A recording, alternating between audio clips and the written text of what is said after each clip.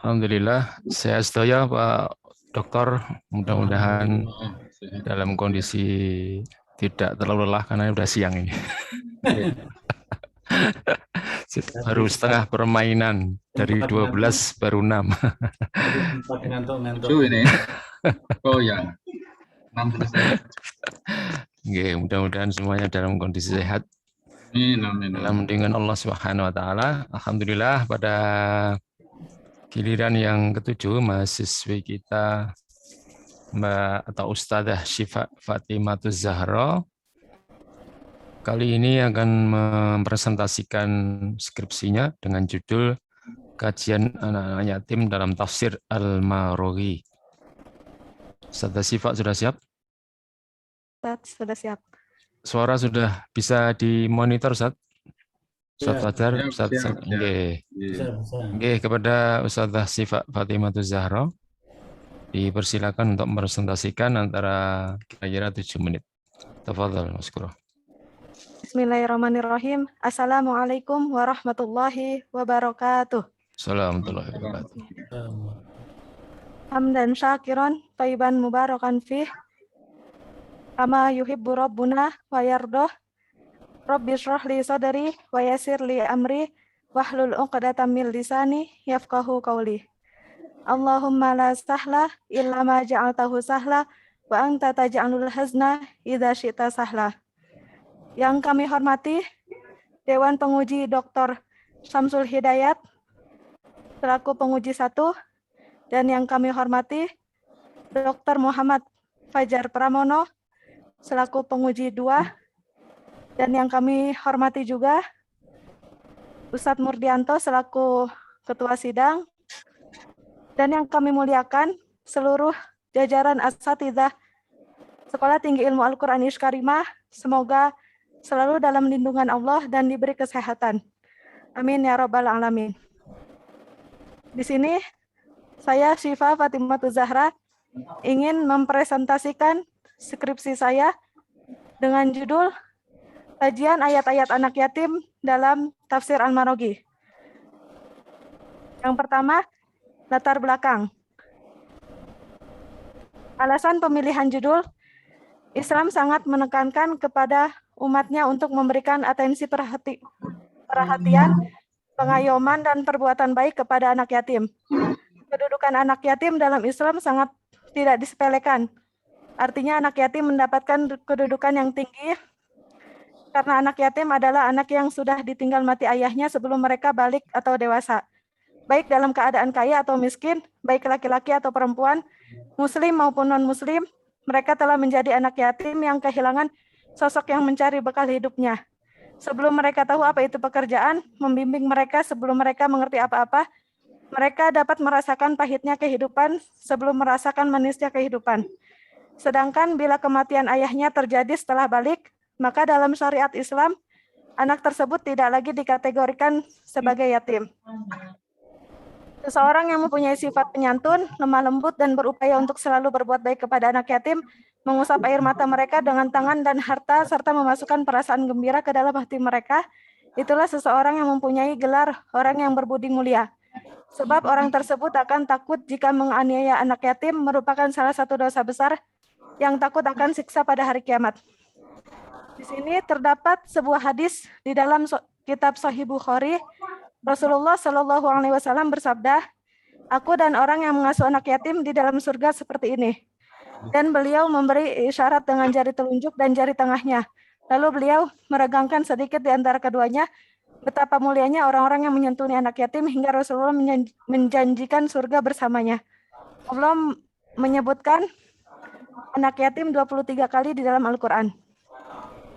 Alasan pemilihan kitab tafsir, saya memilih kitab tafsir ini karena disusun oleh Ahmad Mustafa Al-Maroghi. Beliau seorang ulama kontemporer. Kitab tafsir ini memiliki corak penafsiran adabi ijtimai. Tafsir Al-Maroghi menjadi kitab modern dengan menggunakan bahasa yang sederhana dan efektif dengan berorientasikan sastra, kehidupan budaya, dan masyarakat, sehingga dapat membantu masyarakat umum dalam memahami makna dari ayat-ayat Al-Quran. Kemudian pembahasan selanjutnya rumusan masalah. Yang pertama, bagaimana penafsiran Ahmad Mustafa Al-Maraghi terhadap ayat-ayat anak yatim dalam tafsir Al-Maraghi. Yang kedua, bagaimana relevansi ayat-ayat anak yatim dalam konteks kekinian menurut Ahmad Mustafa Al-Maraghi. Selanjutnya, metode penelitian. Jenis penelitian, kepustakaan atau library research, objek penelitian. Rujukan pertama dari kitab tafsir Al-Maraghi. Rujukan kedua, kitab Al-Mu'jam Al-Mufahros li Alfad Al-Quran Al-Karim, karya Muhammad Fuad Abd Al-Baqi. Kitab tafsir pendukung, skripsi dan jurnal ilmiah. Teknik pengumpulan data, dokumentasi, teknik analisa data, maudu'i atau tematik. Hasil penelitian, yang pertama, nafsiran Ahmad Mustafa Al-Maraghi terhadap ayat-ayat anak yatim dalam tafsir Al-Maraghi dapat dirumuskan beberapa poin, yaitu pada kata al-yatim dalam tafsir Al-Maraghi dijelaskan secara bahasa artinya seseorang yang ditinggal mati ayahnya secara mutlak baik selagi masih kecil atau setelah dewasa. Tapi menurut tradisi adalah khusus untuk yang belum mencapai usia dewasa. Berbuat baik kepada anak yatim adalah dengan cara memperbaiki pendidikannya dan menjaga hak miliknya agar jangan sampai tersia-sia, tidak menghardik dan tidak memperlakukan mereka dengan sewenang-wenangnya. Kemudian mengelola harta anak yatim, memelihara anak yatim, dan mengembangkan harta anak yatim kepada hal yang bermanfaat. Kedua, relevansi ayat-ayat anak yatim dalam konteks kekinian. Menurut Ahmad Mustafa Al-Maraghi, saya menyimpulkan di sini pemberdayaan anak yatim sebagai objek dakwah, mengembangkan harta anak yatim kepada hal yang bermanfaat, menyantuni anak yatim, melindungi anak yatim dan hartanya, menyayangi anak yatim seperti saudara sendiri, memberdayakan anak yatim secara maksimal. Sekian presentasi dari kami. Jazakumullah khairan kasiran, Ustadz. Ya. Baik, terima kasih kepada Ustadzah Syifa Fatimah Zahra. Perlu diketahui Ustadz, penguji 1 dan 2, ini Ustadzah Syifa ini tadi istrinya Mustafa.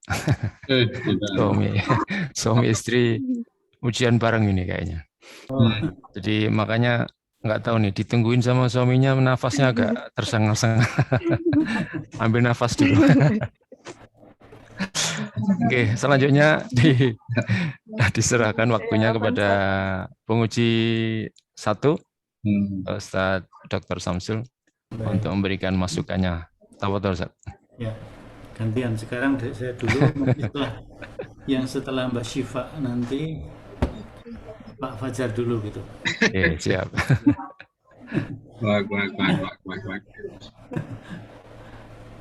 Biar bernafasnya agak cukup gitu ya.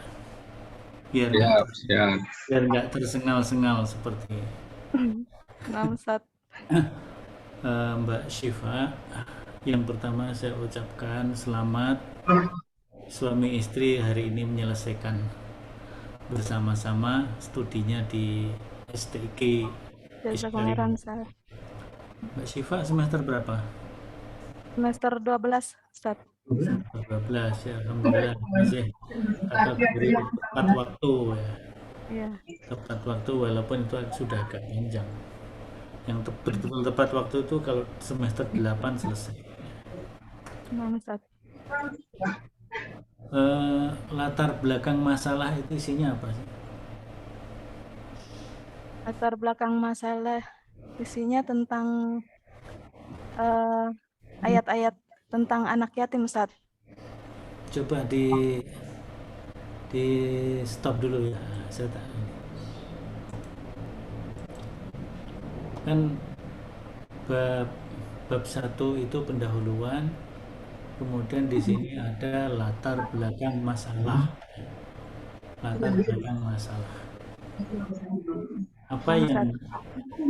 Pemikiran apa yang dituangkan oleh Mbak Syifa dalam latar belakang masalah ini dengan penelitian tesis skripsinya? Di sini saya membahas tentang kedudukan anak yatim. Jadi di dalam Al-Quran itu sangat diulang berkali-kali ayat-ayat yang membahas tentang anak yatim. Kemudian sangat perhatian sehingga kita lebih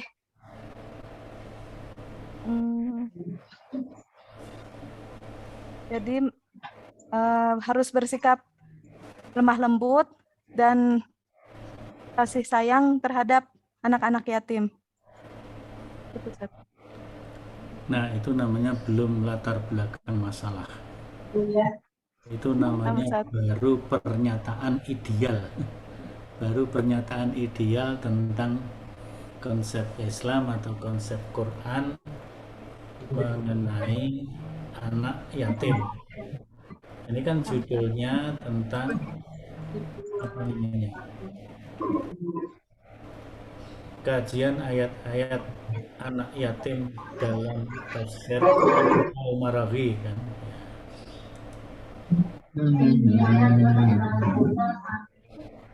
Ustaz. Bentar, ini kok yang tampil beda ini.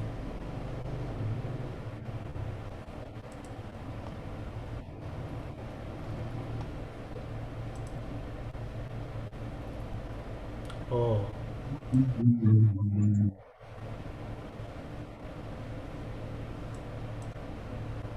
Baik. Jadi apa namanya?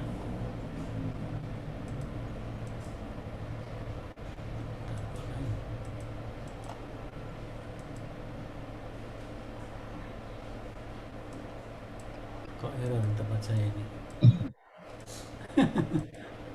Baik, kalau kedengaran kan? Iya, ini yang tampil kok beda ini loh di tempat saya. Oh. Ntar saya stop share sebentar biar diulang.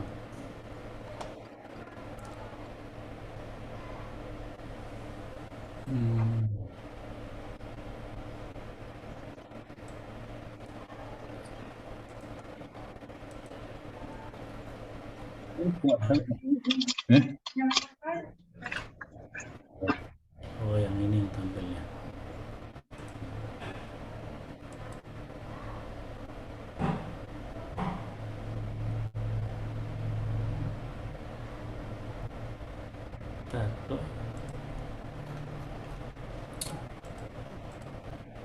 Saya ingin menunjukkan ya, jadi di dalam latar belakang itu tadi untuk apa namanya skripsi yang sebelumnya itu sudah disampaikan oleh Ustadz Fajar. Jangan mengemukakan pokok-pokok yang akan dibahas di dalam bab 3 atau bab 4 ya. Karena yang dituangkan oleh Mbak siapa ini? Mbak Syifa ini di dalam latar belakang ini justru yang ditampilkan penegasan-penegasan dari ayat Al-Quran dan juga penjelasan, misalnya nanti di halaman 4 itu 3 dan 4 ya. Di dalam Al-Quran ada 23 ayat, 13 surat, dan dalam 3 term al-yatim, kemudian yatimaini dan al-yatama gitu kan. Nah, itu kan bukan latar belakang masalah. Itu justru penegasan-penegasan yang nanti akan didalami di dalam penelitian. Ya mungkin kalau sekedar pernyataan bahwa misalnya Al-Quran atau Islam sangat memperhatikan anak yatim, itu oke. Tapi kan harus dihadapkan dengan problem yang muncul gitu. Problem yang muncul di sini yang belum ada di dalam latar belakang, atau mungkin kalau ada mungkin baru sedikit ya. Jadi problem tentang penyantunan anak yatim, ya. Problem tentang ya pokoknya yang berkaitan di dalam masyarakat, tetapi mungkin itu pun sudah ada dalam penelitian-penelitian. Maka di sini di bab latar belakang masalah ini dikemukakanlah mestinya tentang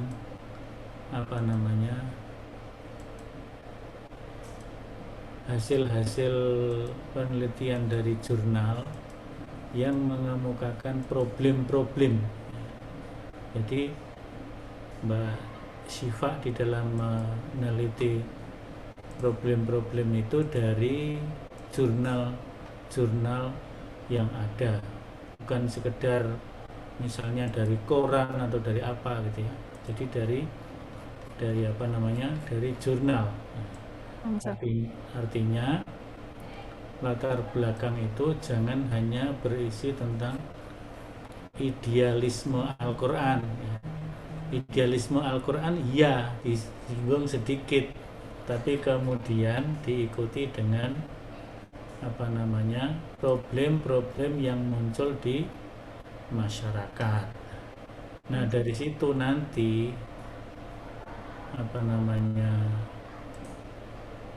akan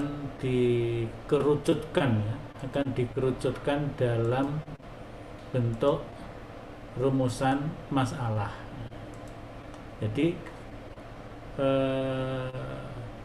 sebelum masuk ke rumusan masalah ini harus clear dan jelas di dalam ini latar belakang ini. Latar belakang ini saya belum melihat problem-problem akademik. Tadi yang Bella sudah lumayan ada problem-problem akademik. Tapi yang sebelumnya si Elvi itu belum memunculkan. Ini yang Mbak Syifa sebenarnya mengungkapkan informasi tentang skripsinya udah bagus, tapi isinya yang ini belum berisi problem akademik. Problem akademik itu persoalan yang muncul di masyarakat berkaitan dengan anak yatim, penyantunan anak yatim dan sebagainya, pengasuhan anak yatim. Tetapi kalau bisa memang sudah merupakan hasil dari penelitian, maka ambillah jurnal. Jadi kan sudah disebut ya, sumbernya ada buku, jurnal dan skripsi.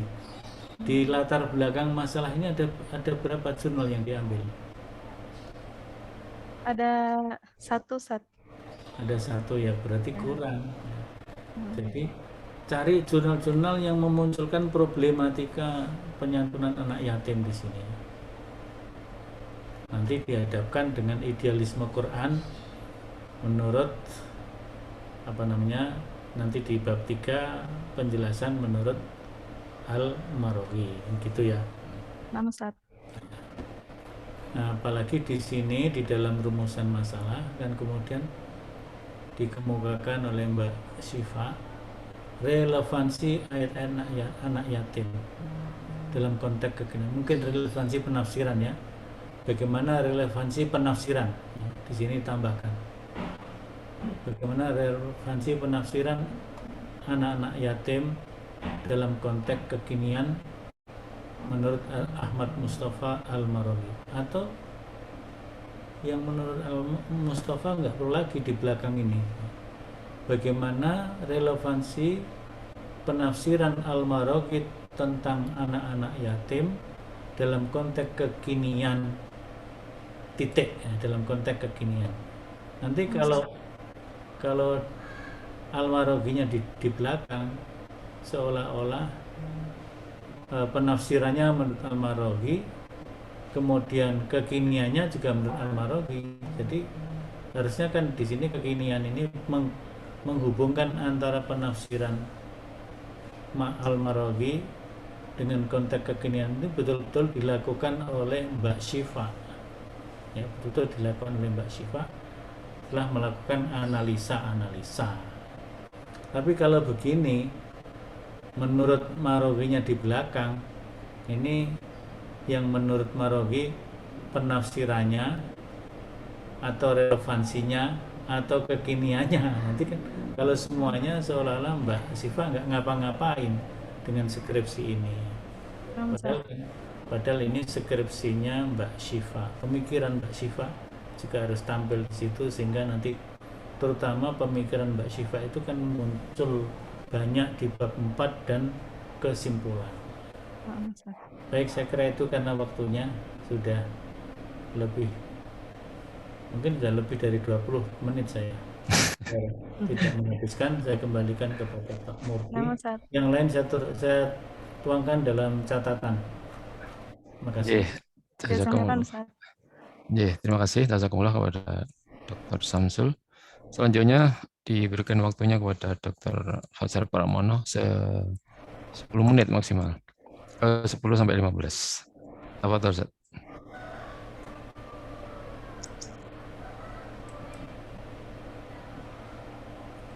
Masih mute Pak Fajar. Suaranya. Oke, siap. Sampun. Syukron atas waktunya ya. Saya ucapkan selamat atas selesainya ya sebuah karya ilmiah dalam bentuk penelitian yang dilakukan oleh si Pak Fatimatus Zahro ya. Fatimatus Zahro. Dengan bimbingan kok sama bimbingan Ustaz Murdianto ya, dengan judul kajian ayat-ayat anak yatim dalam tafsir Al-Marwazi gitu ya. Insya Allah ada 15 yang saya catat ya dari skripsi antum ya. Nanti ada 2 versi ya, ada yang biasa, yang lepas itu, ada yang sudah terformat ya, yang disediakan oleh tim ujian ya. Tapi keduanya tak kirim ya. Oke. Ada yang perlu saya konfirmasi ya terkait dengan skripsi Anda. Pertama, tadi aslinya dari mana? Ustaz Siva? Dari Bekasi, Ustaz. Oh, Bekasi. Ustaz siapa tadi? Mustafa Kamal. Dari Garut. Garut, Ustaz. Oh, ya. Agak dekat aja ya. Ya, Ustaz. Agak dekat. Ya. Itu Ustaz Murdianto dibuat penelitian. Tetanggaan, Ustaz. Kisah kasih ya. Kisah kasih mahasiswa tabib. Siap. Kita sana. Bukan kok kisah kasih sebelum itu bukan ya. Oke. Katanya biar fresh ya kata Ustaz Murdianto. Biar santai. Nah, sekarang saya ingin memberikan beberapa catatan ya. Saya buka dulu ya, bentar. Yaitu judulnya apa tadi Ustaz? Kajian ayat-ayat anak yatim dalam tafsir Al-Marwazi. Oke. Ya. Berarti kata kuncinya apa tadi? Kata kuncinya anak yatim. Anak yatim. Yang kedua? Tafsir Al-Marwazi. Ya, coba itu 1, 2 ya. Kalau di abstrak itu berapa itu? Gimana, Ustaz? Kalau di abstrak kata kuncinya apa? Di abstrak anak yatim dan tafsir Al-Marwazi, Ustaz. Cukup 2 juga ya? Iya. Oke. Fungsinya untuk apa itu kata kunci? Fungsinya untuk anak yatim dan tafsir Al-Marwazi. Ya, terus fungsinya apa? Untuk mengetahui apa yang akan dibahas di dalam skripsi, Ustaz. Yang pertama ya, kata kunci itu termasuk 1 untuk menentukan ya. Pertama untuk penelusuran ya, penelusuran literatur dan sebagainya itu, iya kan? Nah. Yang kedua itu juga untuk menjelaskan tentang latar belakang. Kenapa membahas anak yatim? Kenapa membahas kitab tafsir Tafsir apa tadi? Al-Maroghi. Al-Maroghi. Sudah dijelaskan belum? Sudah, Ustaz. Di Mana? latar belakangnya, Ustaz. Ya, silakan. Yang di bawah, di halaman. Ini ya, manusia adalah sentral. Itu bagus, Ustaz. Tapi nggak ada korelasinya. Kayak ayat-ayat ini nggak usah ya dimasukkan di bab 3 ya. Bab 3. Ayat-ayat itu sebenarnya untuk apa sih menurut antum? Untuk mengetahui lebih dalil itu apa sih? Nah. Dalil itu apa? Untuk mentadaburi. Ya, itu betul. Tapi dalil itu apa? Dalil itu hujah. Iya kan? Hujah kan? Bahwa pendapat antum tuh memang ada landasannya, ada hujahnya. Berarti kan sisi argumentasi. Nah, itulah di pembahasan saya menyebutnya itu di sini. Makanya kalau untuk menentukan latar belakangnya itu misalnya berapa ayat tentang anak yatim yang disebut di dalam Al-Qur'an. Itu baru penting. Kalau untuk penempatannya itu penting ya. Makanya di ayat ini jangan ya, di ayat ini itu cukup di latar belakang. Langsung aja kenapa Anda menyebut misalnya kenapa Anda membahas anak yatim. Coba di halaman 2 di paragraf pertama itu apa yang ingin antum sampaikan? Di paragraf pertama setelah ayatnya, Ustaz. Dalam ajaran yang terus apa ya? Dalam ajarannya yang agung, spesifiknya berdasarkan ayat-ayat Al-Quran, sebagai teks sucinya Islam sangat menekankan kepada umatnya untuk memberikan atensi perhatian, pengayoman, dan perbuatan baik kepada anak-anak yatim. Karena anak yatim adalah anak yang sudah ditinggal mati ayahnya sebelum mereka balik atau dewasa, baik dalam keadaan kaya atau miskin, baik laki-laki atau perempuan, beragama Islam maupun non-Muslim, mereka telah menjadi anak yatim yang kehilangan sosok yang mencari bekal hidupnya. Cukup. Di latar belakang ini loh yang sisi lebih pada memberikan atensi perhatian pengayoman.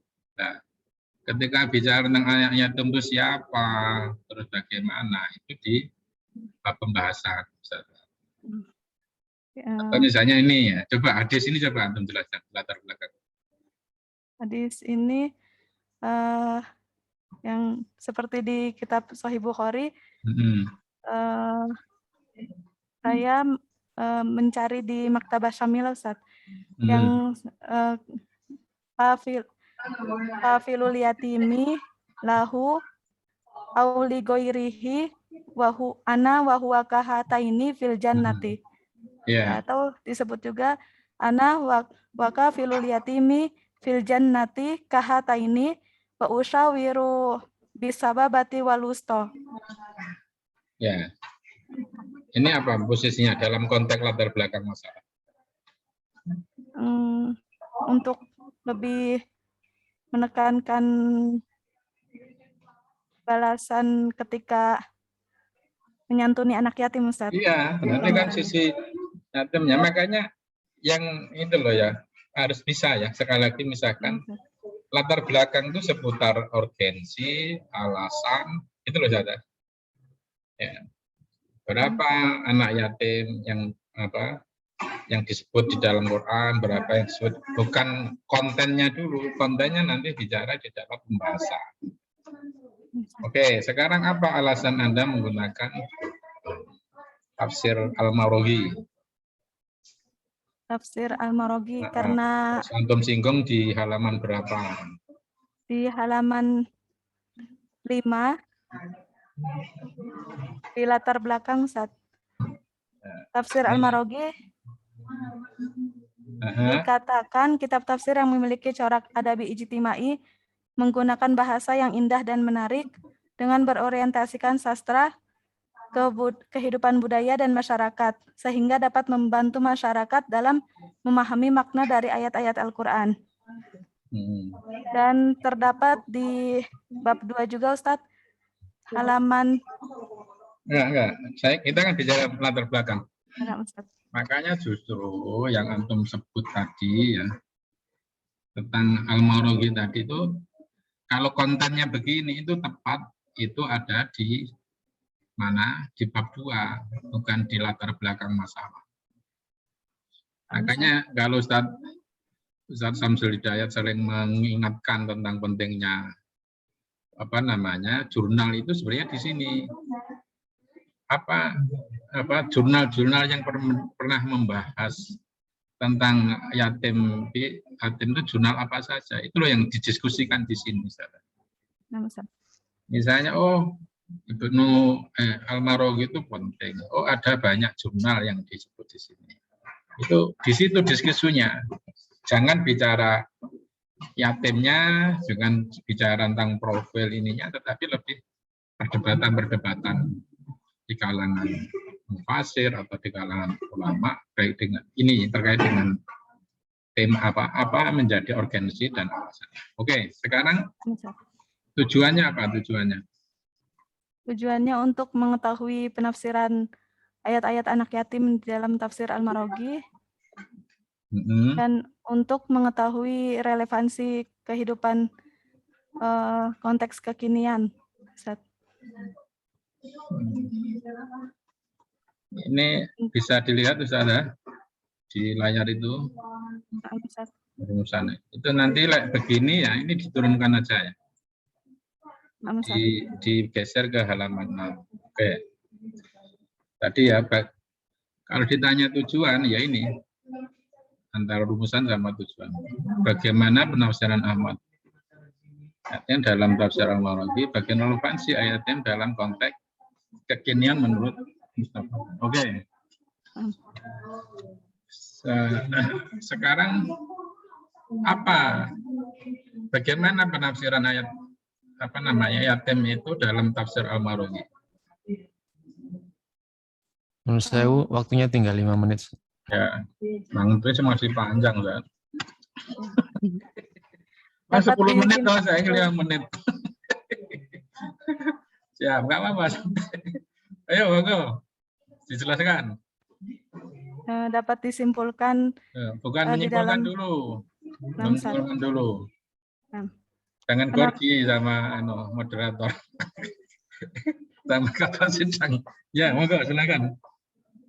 Penafsiran ayat-ayat anak yatim yang dimaksud di dalam tafsir Al-Maraghi yaitu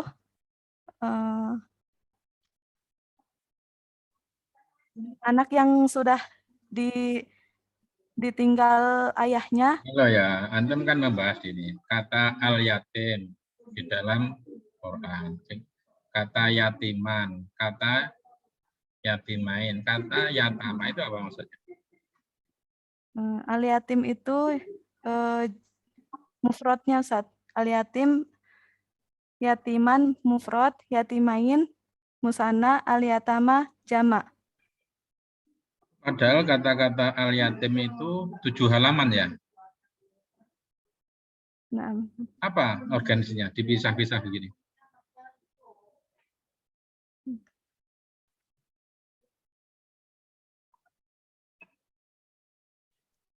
Oke ya. Maksud saya nanti coba, ini sudah rinci betul. Hanya ini coba penyusunan persubjudulnya itu mana yang poin yang penting itu apa yang ingin antum kemukakan di sini. Terus di sini adalah relevansi ayat yatim dalam konteks kekiniannya. Kekinian. Nah, itu coba kalau dulu kayak apa, sekarang kayak apa, itu diterangkan di sini. Sudah bagus ya, dirinci ya. Tapi tolong nanti konteksnya itu kayak apa. Oke ya, kurang berapa menit ini saat Murdianto? Kurang 1 menit. Sekarang kita langsung ya ke daftar pusaka ya. Berarti kembali kepada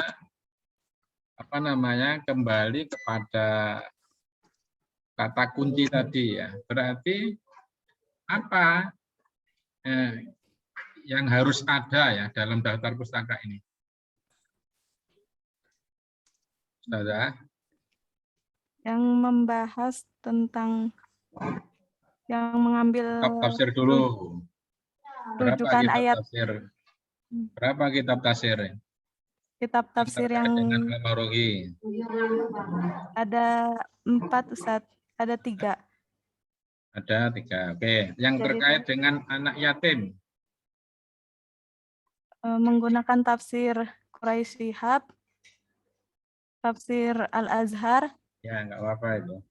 tafsir Al-Wasit, Wahba Az-Zuhaili, atau tafsir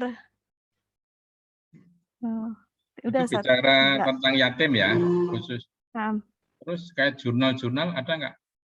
Jurnal atau skripsi sudah dicantumkan di sini? Skripsi penelitian terdahulunya, Sat. Ya, sudah dicantumkan di daftar pustaka. Belum, Sat. Ya, ini dicantumkan ya. Nah, Jurnalnya sudah ada? Jurnalnya belum, Sat. Dicantumkan. Nah. Terus literatur yang terkait dengan studi pustaka, terkait dengan studi tafsir ya. Pendekatan antum tadi menggunakan apa? Kualitatif, pendekatan apa? Pendekatan library research, Ustaz. Bukan. Analisanya, teknik analisanya gunakan apa? Dokumentasi. Ya. Itu pengumpulan datanya, teknik analisanya pakai apa? Maudu'i, Ustaz, tematik. Nah, yang membahas tentang maudu'i itu buku apa? Di situ. Ada enggak? Tolong ditambahkan ya. Ustaz. Oke. Itu penting ya, saya tekankan itu ya, karena ketika antum ditanya apa alasannya dituangkan di Malang, sebenarnya rujukan itu yang menjadi tempat antum untuk menjadi rujukan. Kira-kira itu menggunakan Mudianto ya. Menggunakan kitab Al-Mu'jam Al-Mufahrus, Ustaz. Itu ya. Itu kamus kan? Nah. Ya, termasuk yang ilmu tafsirnya tadi, maudhu'i tadi, coba ada literatur yang khusus membahas tentang itu. Itu dimunculkan di daftar pustaka. Kira-kira itu Ustaz Mudianto. Mabruk ya. Tadi sudah belum tahu Ustazah Sifa ya. Maklong ya. Tapi nanti tolong jangan lupa revisi. Ya. Oke. Barang-barang. Waalaikumsalam warahmatullahi wabarakatuh. Waalaikumsalam warahmatullahi wabarakatuh. Jazakumullah atas segala masukan dan koreksinya untuk bisa diperbaiki maksimal 14 hari terhitung setelah ujian hari ini. Mudah-mudahan tidak terlambat karena ini suami istri mengerjakan bareng-bareng seharusnya lebih cepat. 7 hari selesai. Maksudnya apa maksudnya? Satu laptop, Ustaz.